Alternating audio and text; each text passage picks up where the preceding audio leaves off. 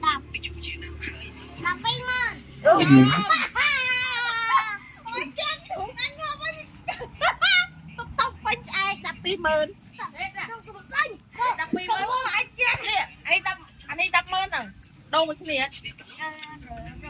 rồi đập pin mơn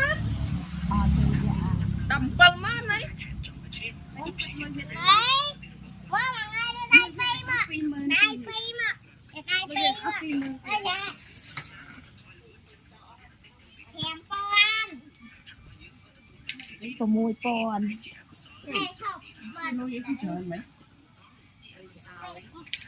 có môi con ơi chị làm con à đang con mà mớt con anh ấy bà mơn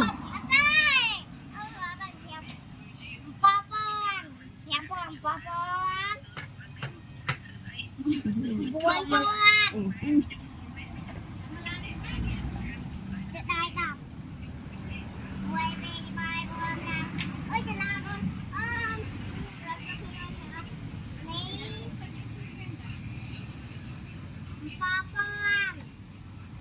mơn con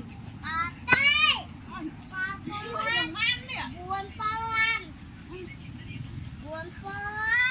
buồn con đâu một đập mơn buồn con đập buồn mơn này buồn con